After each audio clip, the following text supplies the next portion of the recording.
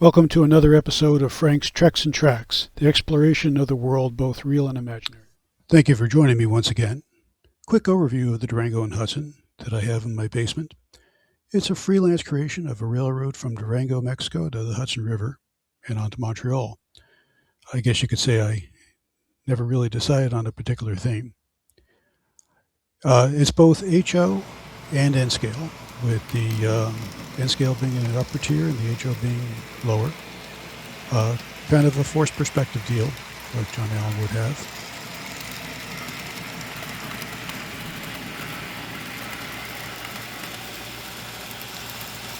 So it's been a number of months of great transition for me personally. After about a year of caring for my ailing mom and in home hospice. She passed in September of 2025, and now my dad is my priority. So we've been doing a lot of road trips, which she enjoys quite a bit.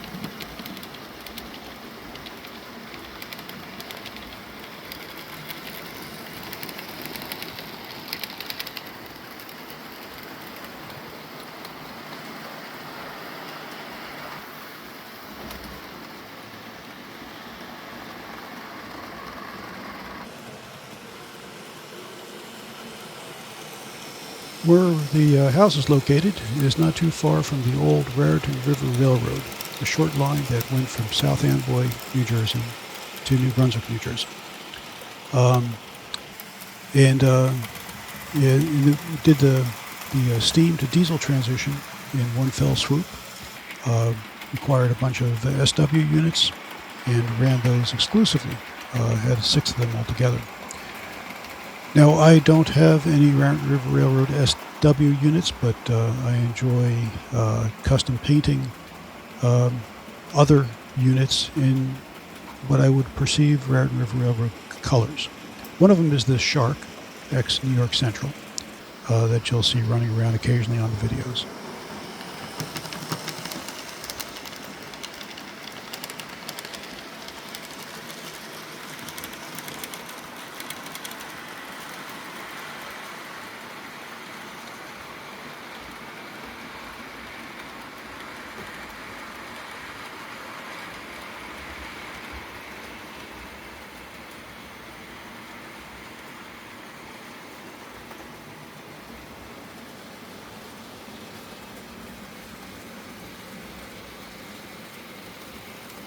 So it's a rather lengthy video, but you'll find about 24 different items that we're going to be revisiting. The Durango and Hudson layout, of course, as well as other rail-oriented adventures. So sit back and enjoy.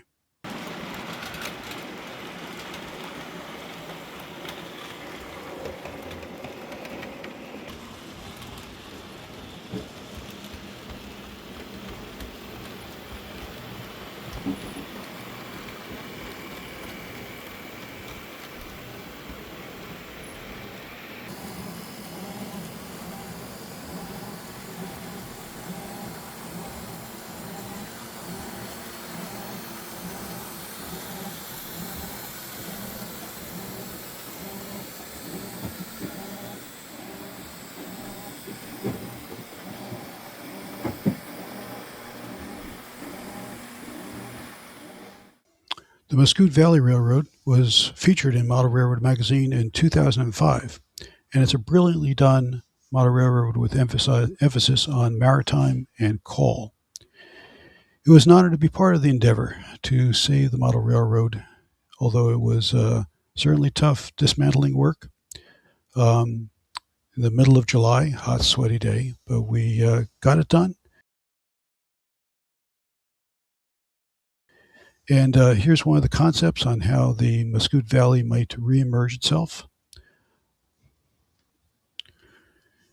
We segmented the Muscoot Valley into the largest sections that we could handle.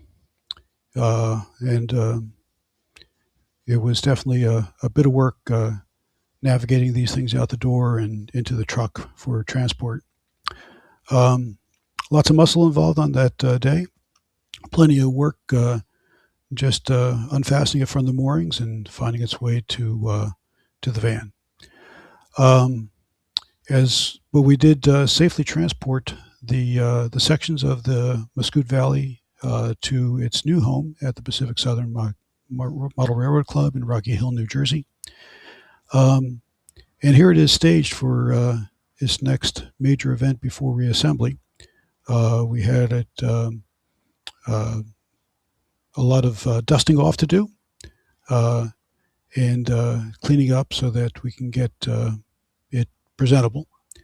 And we're looking forward to getting this thing back together and running soon.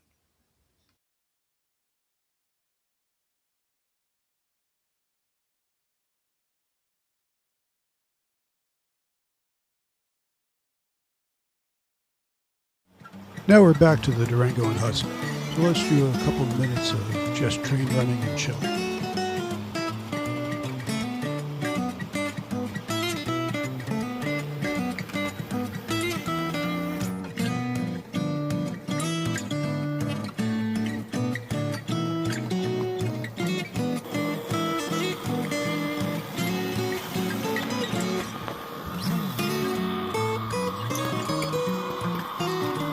The NMRA division had its July meet up in New Jersey, and amongst the many clubs to visit and home layouts was the Morris Plains Model Railroad Club. So here I am with a bunch of the folks, and a picture of a Red River Railroad caboose in the front, and a Red River Railroad SW unit.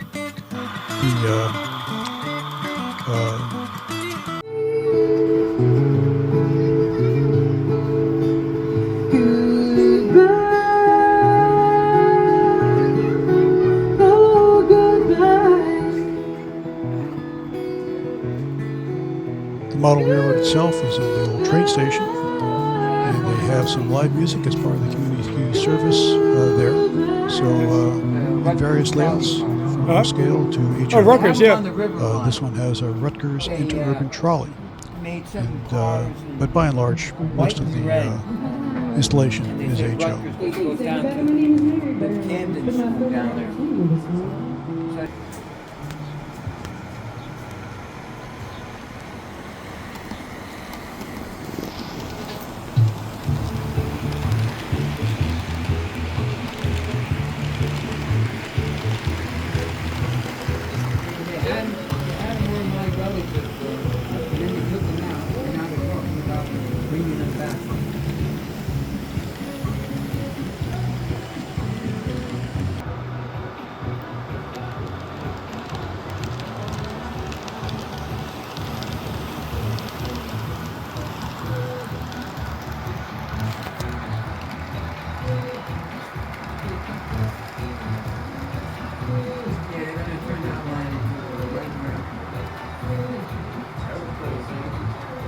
Well, that's because the former Rutgers president came,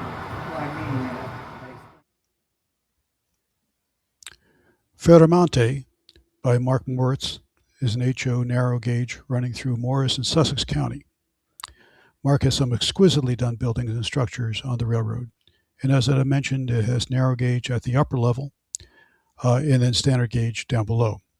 It's certainly a work in progress, as most model railroads are, but definitely some great scenes.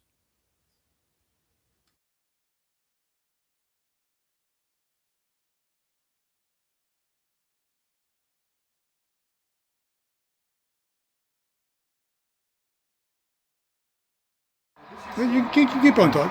For most of their tenure, they looked like that. They kept them clean. Yeah. It wasn't a long tenure. One of my nicest shots is of them right outside the shop Okay. with American flag. Oh, yeah, I know. Flag is really Yeah, that was the famous angle. If you could get it, I see PAs with that. just happened to be.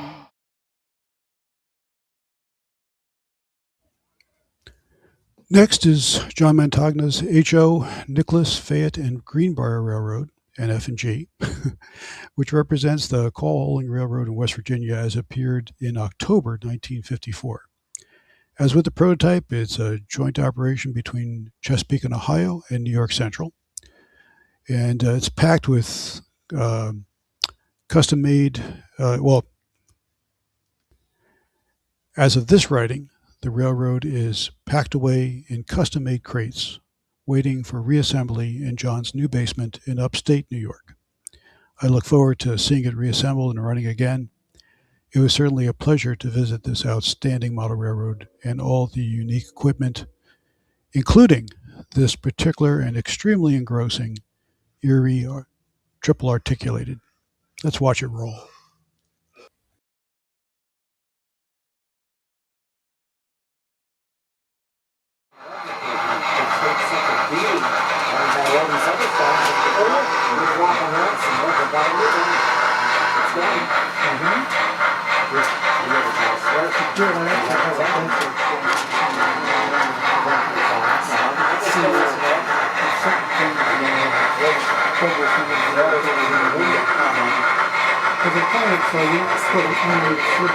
I've never heard of a trip. It's the only engine Well, now you have. It's that right was there. made with three Siemens with three sets of drivers. We heard of it now. They had big plans for it. What do you mean by three? Nobody did have one. They're driving one, they're driving the tender. Yes. Yeah, exactly. I see the drivers on the tender. Yeah. Yeah. And they didn't work. But they're learning on someone else's layout, Okay. which is nice too. So they get the Yeah, absolutely. and then, like, you know, to me, a compliment is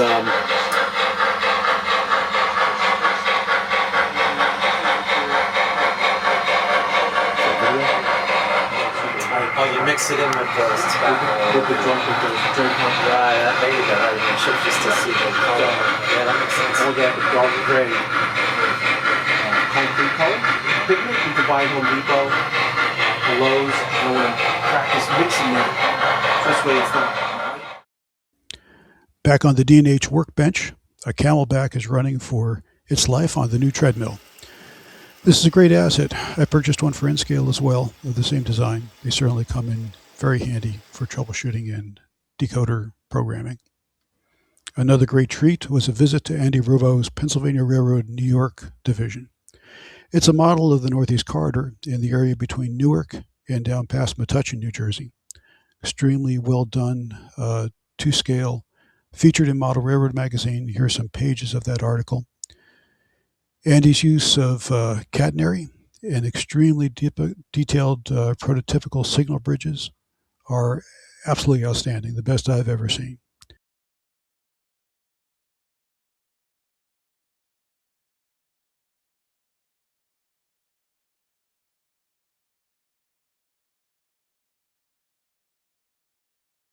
And of course, everything just runs flawlessly. Here we have a GG1 running down and an MP4 coming up the section between the Northeast Corridor and the New York and Long Branch connection. Oh, nice.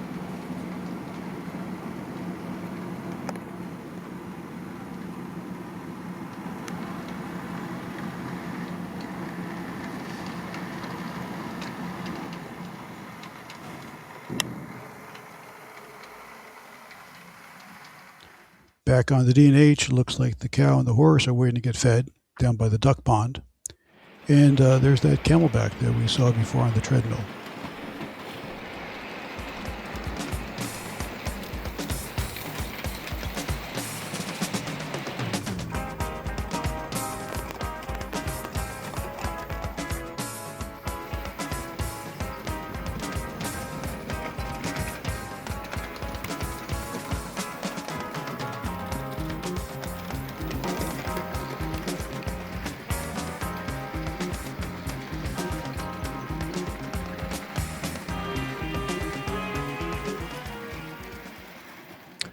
Being a member of the Garden State Division of the NMRA, I volunteered to build a members' home layouts page to show the diversity and showcase some of the outstanding model railroads that members own.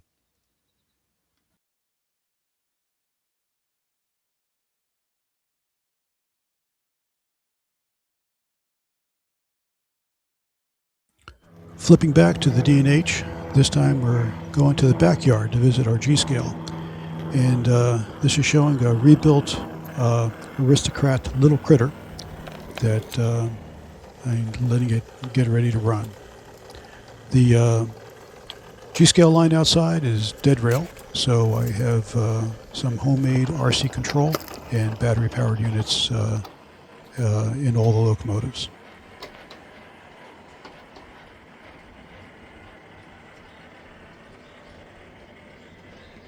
As I had mentioned before, I'm doing a lot of road trips with my dad, and this one was on our way down to Florida. We stopped at the North Carolina Transportation Museum, some great railroad as well as air and road artifacts. And they were kind enough to derail a passenger car on the turntable, so we got to watch them get that back on the rails. It's an outstanding museum.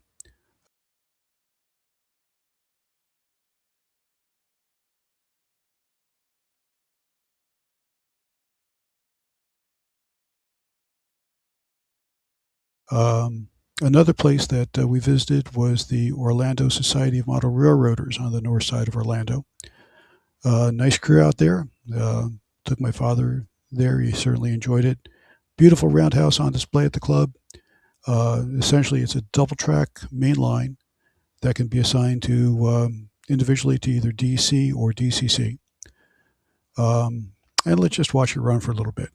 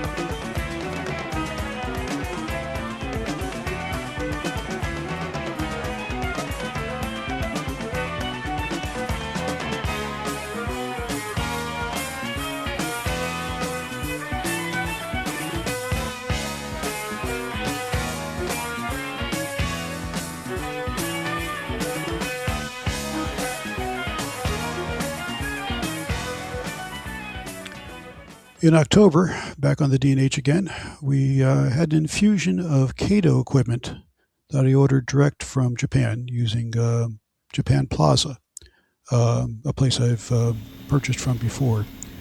A number of Kato DC locomotives that essentially are unavailable stateside. They are, of course, absolutely top-notch.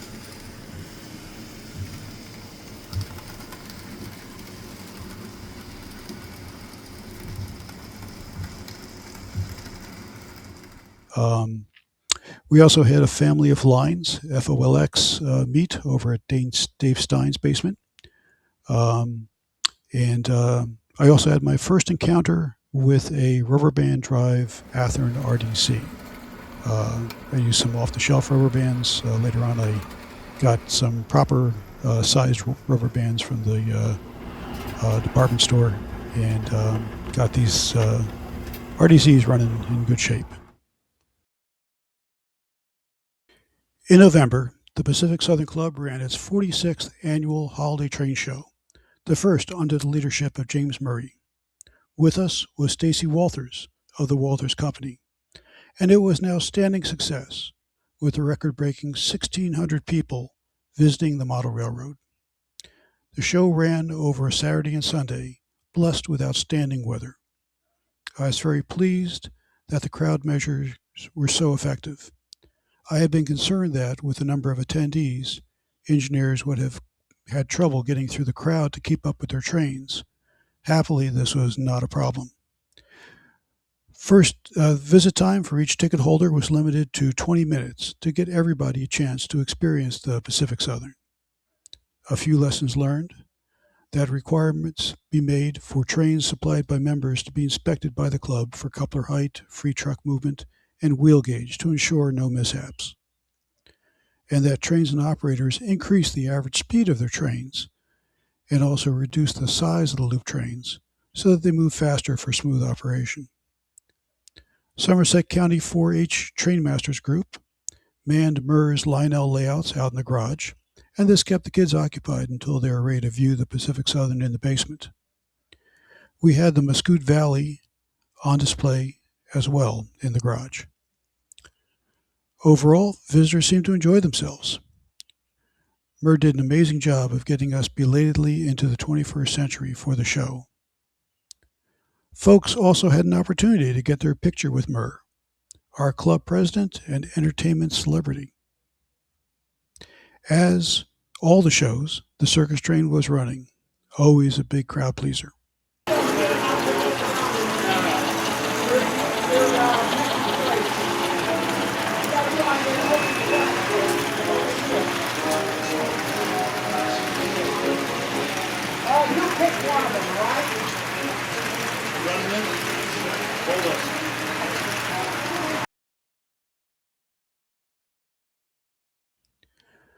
Marcel and Paul had their food truck on site, and although there were some hiccups in operation, we were able to keep everybody entertained on the Pacific Southern. We are looking forward to an early summer show in June 2026 and the 47th Holiday Train Show in the fall.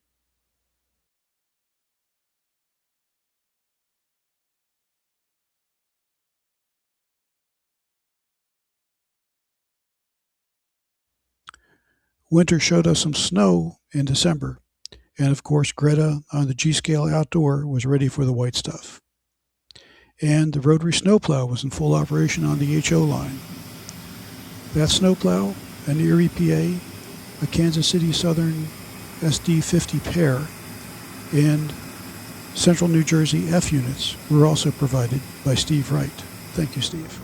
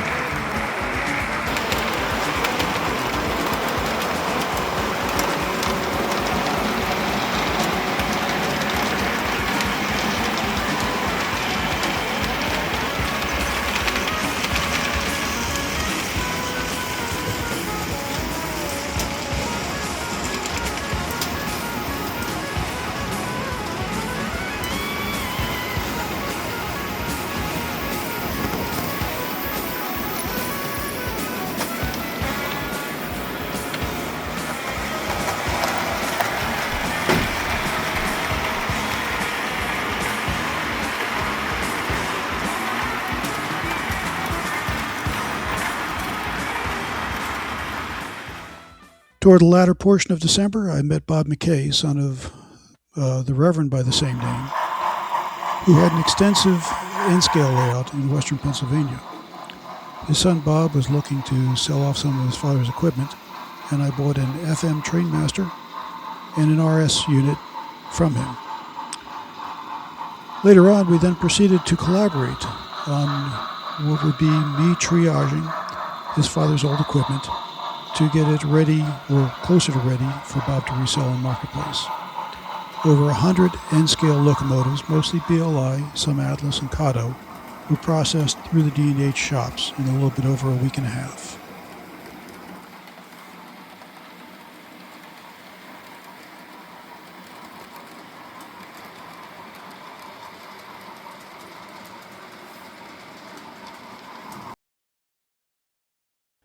On the second road trip with my father down to Williamsburg, Virginia area, we visited the Model Railroad Museum of Hampton Roads, a fantastic example of community outreach for the model railroad hobby.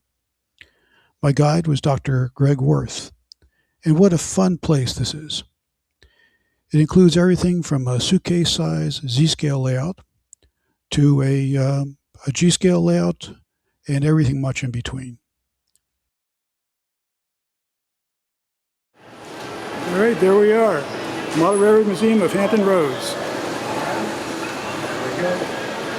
This is just for our Christmas decor, but start over here. This is Carl's layout. That's what we call it. Mm-hmm. And he did this at home, and then he decided to donate it to the museum here. It's got two main lines.